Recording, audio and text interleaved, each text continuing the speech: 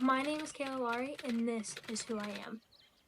When you're younger, your parents always try to push you to be the best version of yourself you can be.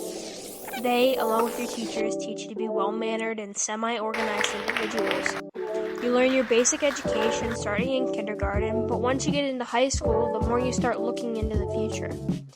Everyone starts asking, what are your plans after school? And most kids draw a blank. They tend to tell everyone that they want to be a doctor or a lawyer, the jobs that'll make their parents proud to be a big success. From a young age, I've always had a fascination with movies, TV shows, and reading. Really anything that would take me away to a different reality. My cousins and I would act as if we were in the Percy Jackson role as demigods fighting the various monsters or any other thing that we enjoyed. I would ask my mom how I could get into those things when I lived in a small town. But she didn't know. She didn't know where to start. Even though my passion was these fantasy lands that took me away from the troubles of the real world, I was always shielded away from it. It was just make-believe. So instead of telling people I wanted to be an actor or a director, I threw away that dream, continued watching things on the TV, but looking for a more reasonable career. Growing up with my family's business, I've always had a hard work mentality, and because of that, I needed something that was going to push me.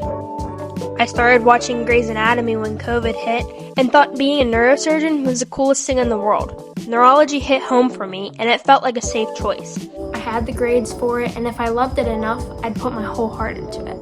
I would study different surgeries they would do by watching videos. I even taught myself how to suture, but that just wasn't fulfilling enough to me. It was the same thing everyone else wanted to be, a doctor. I started dabbling a bit in 3D printing during this time, so when people would ask the question, what do you want to be when you grow up? I would say engineer, or still say I wanted to be a neurosurgeon. Truthfully, I didn't know what I wanted to be, but this was an easy way out of the conversation. While these things fulfilled my dream for a little bit, they were slowly slipping away. Proverbs 16:3 says, commit to the Lord whatever you do, and He will establish your plans.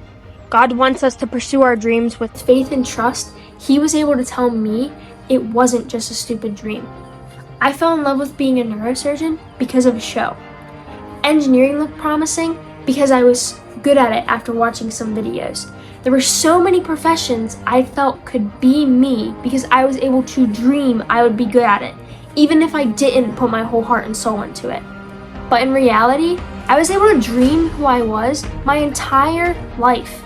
My dreams came from within the screens I was watching and leading me to the destiny that I am following today, just by being willing to put faith in what I really wanted to do.